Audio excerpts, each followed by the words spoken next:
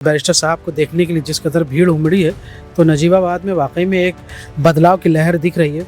इस बार मुझे ऐसा लगता है कि वाकई में मजलिस जो है अपने दम पर प्रत्याशियों को ऐवान में भेजने का काम करेंगे। लेकिन जो लोग हम पर बीजेपी की बी टीम होने का इल्ज़ाम लगा रहे थे वो खुद जाके बीजेपी में शामिल हो गए। आपने देखा टीएमसी में क्या हुआ, कलकत्ता में क्या हो रहा है। यहाँ से तो कौन बचा? क्या वो उनके पास कोई नैतिकता है हमें बी टीम बोलने का, जो खुद बीजेपी में चले गए? आप कह रहे राघव चड्ढा हमें बी टीम कह रहे थे दिल्ली चुनाव के अंदर, देखा था ना आपने, हम बी टीम है। खुद राघव चड्ढा बीजेपी में चले गए। शायोनी घोष कह रही थी कि मैं चड्ढा नहीं हूं जो चड्डी पहन लूंगा। अब क्या कर लिया आपने? इन सेकुलर जमातों की असली हकीकत ये है कि ये अपने पैंट के नीचे खाकी निकर पहनते हैं, और जिस दिन ये इनको एहसास हो गया कि इनके लिए मुसलमानों के वोट क्या वैल्यू नहीं है, वो अपने ही समाज के वोट से सिर्फ जीत जाएंगे, ये तुम्हारे हो ही नहीं सकते।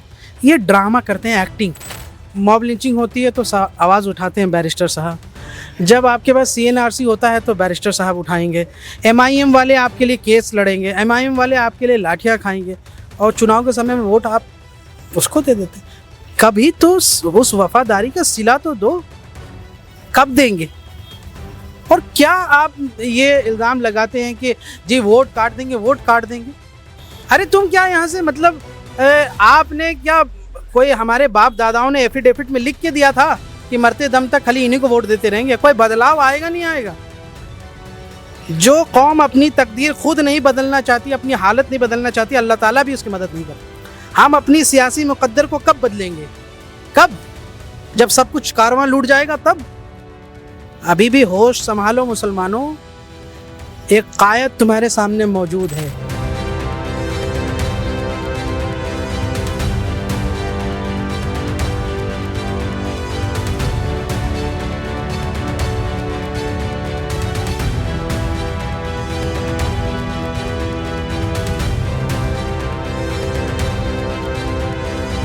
में एक बार फिर से आपका स्वागत है। बिजनौर में इस समय हम मौजूद हैं। अभी असदुद्दीन ओवैसी की जनसभा हुई है। हमारे साथ खास मेहमान मौजूद हैं, शुएब जामाई साहब जो दिल्ली के प्रदेश अध्यक्ष हैं, बिजनौर में पहुंचे हैं। क्या कुछ देखा है इस पर भी चर्चा करेंगे, साथ ही दिल्ली संगठन को लेकर भी बातचीत करेंगे और कई अहम मुद्दे हैं जिनको लेकर चर्चा करेंगे। अध्यक्ष जी, क्या कहेंगे? आज बिजनौर में पहुंचे हैं, खासकर नजीबाबाद में ओवैसी साहब की जनसभा हुई है, तो क्या माहौल लगा? नहीं, माशाल्लाह, बिस्मिल्लाहिर्रहमानिर्रहीम, बहुत शानदार शुरुआत हुई।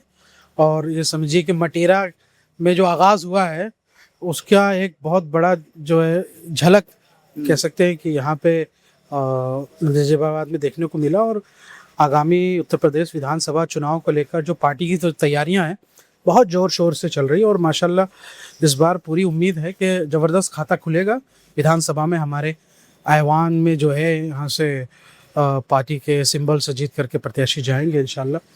और आज बैरिस्टर साहब को देखने के लिए जिस कदर भीड़ उमड़ी है तो नजीबाबाद में वाकई में एक बदलाव की लहर दिख रही है। इस बार मुझे ऐसा लगता है कि वाकई में मजलिस जो है अपने दम पर प्रत्याशियों को ऐवान में भेजने का काम करेगी। सीमांचल का जो रिजल्ट मिला है उसको लेकर कहीं ना कहीं समर्थकों में बड़ा उत्साह था। उसके बाद बंगाल का चुनाव हुआ तो उसमें कहीं सीटें नहीं निकल पाई है। अब उसके बाद उत्तर प्रदेश का नंबर है, तो उत्तर प्रदेश का क्या समीकरण आपको लगता है कि कितनी सीटें निकल सकती है? क्या मन है? देखिए, मैं तो ये देख रहा हूँ कि ग्रास रूट लेवल पे काम हो रहा है माशाल्लाह। आज अभी आप नजीबाबाद में देखिए, यहाँ के नजीबाबाद के जिम्मेदार हैं, ये भी नजीबाबाद के जिम्मेदार, ये ऑर्गेनाइजर्स में से हैं। तो ग्रास रूट लेवल पे हम देख रहे हैं कि यहाँ पे ग्राम पंचायतों के अंदर जो है लोग काम कर रहे हैं। तो मजलिस का जो है यहाँ पे काफ़ी ग्राफ बढ़िया है। और जब ग्रास रूट लेवल पे जिस संगठन में काम होता है वहाँ रिजल्ट आती है। आप बंगाल की बात करते हुए, बंगाल में तो संगठन नया है, वहाँ पे बहुत पुराना नहीं था। 11 सीटों पे चुनाव लड़े, और जिन जगहों पे भी लड़े यहाँ से एक पार्टी, हर पार्टी कोशिश करती है। लेकिन जो लोग हम पर बीजेपी की बी टीम होने का इल्ज़ाम लगा रहे थे वो खुद जाके बीजेपी में शामिल हो गए। आपने देखा टीएमसी में क्या हुआ, कलकत्ता में क्या हो रहा है। यहाँ से तो कौन बचा? क्या वो उनके पास कोई नैतिकता है हमें बी टीम बोलने का, जो खुद बीजेपी में चले गए? आप कह रहे राघव चड्ढा हमें बी टीम कह रहे थे दिल्ली चुनाव के अंदर, देखा था ना आपने, हम बी टीम है। खुद राघव चड्ढा बीजेपी में चले गए। शायोनी घोष कह रही थी कि मैं चड्ढा नहीं हूं जो चड्डी पहन लूंगा। अब क्या कर लिया आपने? तो ये सब मुफाद परस्त है। मैं सच बता रहा हूँ, लोग मेरी बात नहीं समझे। मैंने दिल्ली विधानसभा चुनाव के दौरान भी कहा था कि जिस दिन इनको ये समझ में आ गया कि मुसलमानों के वोट की ज़रूरत नहीं है, ये आरएसएस से भी ज्यादा खतरनाक हो जाएंगे मुसलमानों के लिए। बेशक। आप इन सेकुलर तथाकथित सेकुलर जमातों का असली चेहरा नहीं जानते हैं। अखिलेश यादव को आप देखिए कि क्या पार्टी का आइडियोलॉजी है आपके पास। आप कहते हैं हम बीजेपी से लड़ाई लड़ रहे हैं और वहां जाकर के आप मोहन यादव को समर्थन दे आए, जिसकी जो बीजेपी का मुख्यमंत्री उस पर करप्शन का इल्जाम लगा। आइडियोलॉजी खत्म हो गई आपकी, भाई भाई वाद हो गया, आप यादव वाद आ गया। ये मुसलमान कहाँ गया, ये आइडियोलॉजी कहाँ गई, वेयर इज पीडीए। और यही यहां से मुसलमानों को आप बांट देते हैं। आप उनके मुद्दे पर नहीं बोल पाते। मंदिर के मुद्दे पर, चंदे पे खूब उछल उछल के बोल रहे हैं। आज मैंने पूछा उनसे सवाल, आज हमारी डिबेट थी, राष्ट्रीय डिबेट में, तो मैंने कहा कि मंदिर के मुद्दे पर समाजवादी पार्टी इतना कूद रही है, बरेली के मुद्दे पर नहीं कूदा आपने, मुसलमानों के मुद्दे, संभल के मुद्दे पर इतना नहीं बोला आपने, और मुसलमानों को वोट चाहिए। तो कह रहा हूं मैं बता रहा हूं, इन सेकुलर जमातों की असली हकीकत ये है कि ये अपने पैंट के नीचे खाकी निकर पहनते हैं।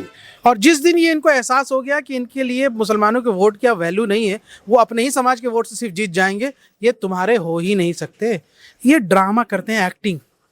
आपको याद है ये हेमंत विश्व शर्मा मुसलमानों के महफिल में जाके रोजे में नमाज में जाता था, मौलाना और मदरसों से मिला करता था जब यह कांग्रेस में था, क्योंकि इसको मालूम था कि उसी से वोट मिलेगा।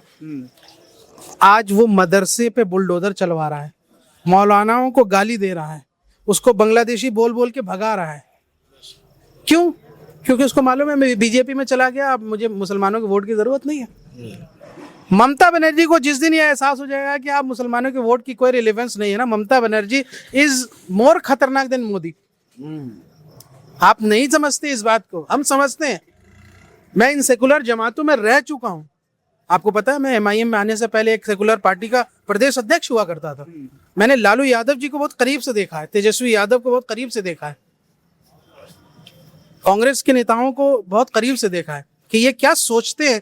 बंद कमरे में इनका चेहरा अलग है, सामने इनका चेहरा अलग है। ये सिर्फ हमारे वोट के सौदागर हैं, ये हमदर्द नहीं हो सकते। तो मुझे एक बात बताओ,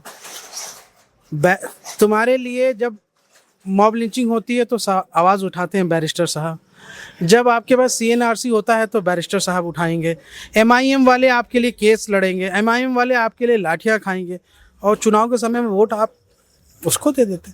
कभी तो उस वफादारी का सिला तो दो, कब देंगे?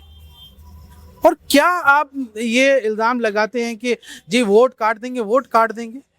अरे तुम क्या यहाँ से मतलब आपने क्या कोई हमारे बाप दादाओं ने एफिडेविट में लिख के दिया था कि मरते दम तक खाली इन्हीं को वोट देते रहेंगे? कोई बदलाव आएगा नहीं आएगा। जो कौम अपनी तकदीर खुद नहीं बदलना चाहती, अपनी हालत नहीं बदलना चाहती, अल्लाह ताला भी उसकी मदद नहीं करता। हम अपनी सियासी मुकद्दर को कब बदलेंगे? कब? जब सब कुछ कारवां लूट जाएगा तब। अभी भी होश संभालो मुसलमानों, एक कायद तुम्हारे सामने मौजूद है जो तुम्हारी फिक्र करता है, तुम्हारी सियासी क़यादत की फिक्र करता है, तुम्हारे मुद्दों पर ऐवान में बोलता है, लड़ता है। चोरी छुपे जो है ना, ये सारे कांग्रेस और सपा वाले जो है ना, ये चाहते हैं कि बस सेटिंग करके मुसलमानों का वोट हासिल कर लो। आपको पता है बैरिस्टर साहब, मध्य प्रदेश में एक मामला आया था जिसमें मुसलमानों को, नौजवानों को फंसाया गया था। सदर साहब ने उनकी मदद करवा दी, सब परिवारों की मदद की। 13 परिवार थे, 1-1 लाख रुपए दे के मदद करे। आपने कभी सुना कि बैरिस्टर साहब ने अपने सोशल मीडिया में लिखा कि मैंने उनकी मदद की? ये बाद में किसी पत्रकार ने ये कहा, जब अभी लोग कह रहे थे कि बैरिस्टर साहब ने यूसुफ पठान को संसद में ये बात कह दी थी। अरे हमदर्दी में कहा तुमको कि यूसुफ पठान तेरे घर पे बुलडोजर चल जाएगा, सयोनी घोष के घर पे बुलडोजर नहीं चलेगा। अमानतुल्लाह तुम्हारे घर पे बुलडोजर चल जाएगा, राघव चड्ढा के घर पे बुलडोजर नहीं चलेगा। यही अमानतुल्लाह खान जो है यहाँ से राघव चड्ढा को लिए घूमते फिरते थे, और जब राघव चड्ढा इनके साथ घूमता था तो हमें गाली देता था, एमआईएम को बुरा भला कहता था। आज अमानतुल्लाह इसका जवाब दे पाएंगे? कहाँ है राघव चड्ढा? जो भरोसे के लायक नहीं है, लाएतबार कौम है ये, भरोसा नहीं कर सकते आप। कब क्या क्या पलटी मार दे। तो सदर मजलिस ने जो ये मुसलमान नौजवानों को कहा कि होश के नाखून लो और खुद को जा करके मत यहाँ से कह दो कि पड़ी लकड़ी हम ले लें, उनको भी तो लड़ने दो। हम सारा उड़ता तीर क्यों लें? घर हमारा टूटे, बुलडोजर हमारे यहाँ चले, हमारे यहाँ से मुसलमान नौजवान जाएं और मंत्री बनेंगे यहाँ से बन्ना साहब, पन्ना साहब, चौधरी साहब, मुसलमान क्या करेगा? दिल्ली का इलेक्शन हुआ तो आपने 2 सीटें वहाँ से लड़ी और अच्छा खासा वोट भी आपने पाया, लेकिन उसके बाद से लगातार जो सेक्युलर पार्टी अपने आप को कहती है वो आरोप लगा रही कि पूरा जो माहौल बिगाड़ा, पूरा जो तनाव पैदा किया वो सब एमआईएम ने किया, उसी की वजह से सरकार बीजेपी की बन गई। मतलब हमने यहाँ से आम आदमी पार्टी को पूरी दिल्ली में हरा दिया। शर्म आता है? पहले तो इनको शर्म आता ही नहीं आता है।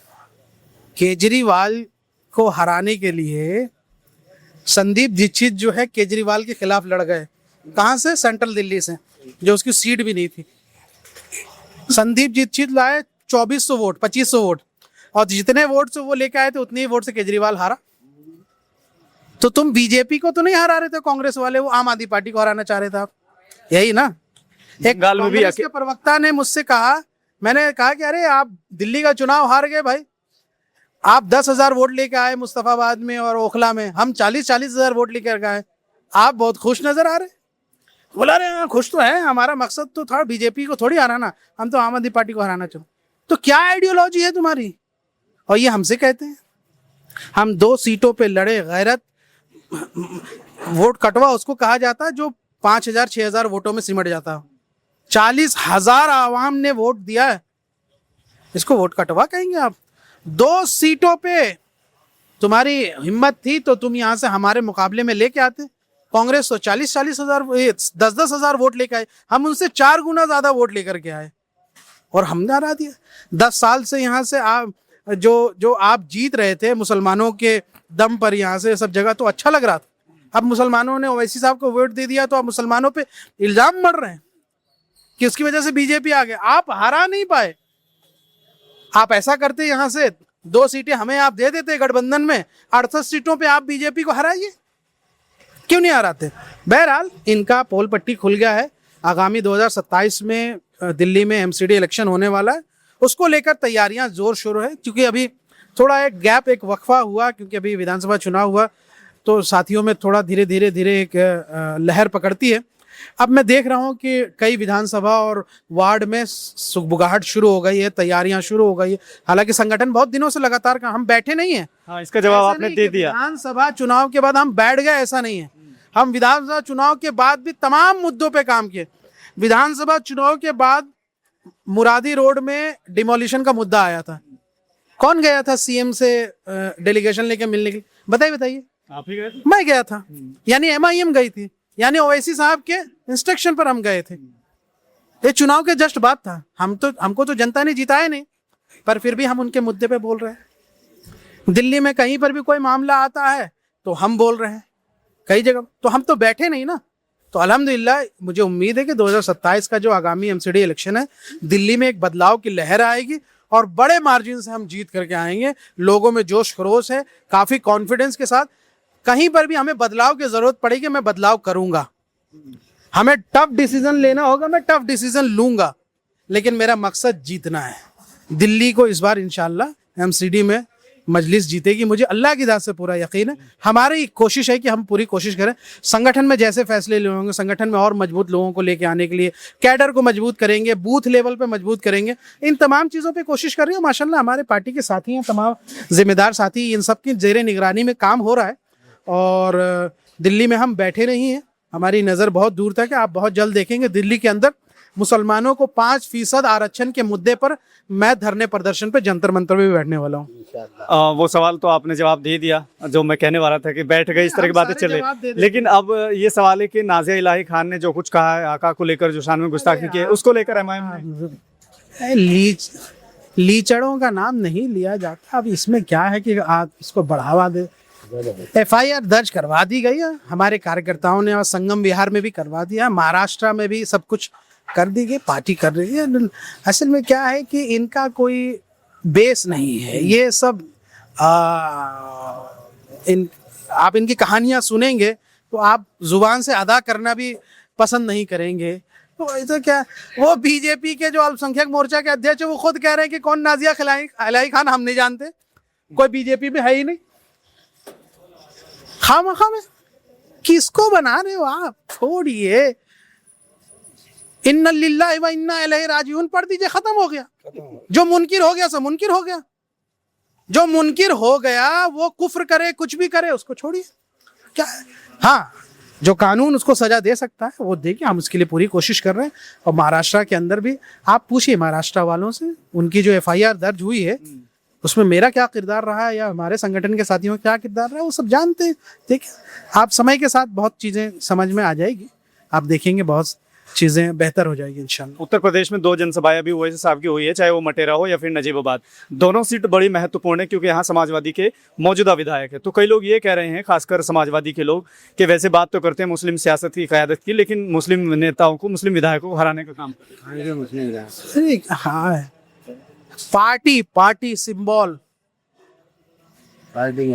आप एक बात बताइए, संभल में सांसद हैं मुसलमान ही है ना, पूरी मस्जिद के सामने दंगा हुआ, कई मुसलमानों को गोली लगा, क्या कर पाई समाजवादी पार्टी या उनके सांसद क्या कर पाए, मुझे बताइए।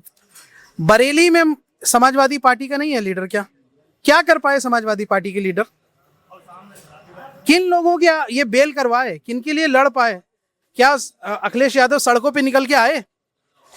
क्या उन्होंने कोई आंदोलन धरना प्रदर्शन किया कि क्यों मुसलमानों को गोली मार रहे हो?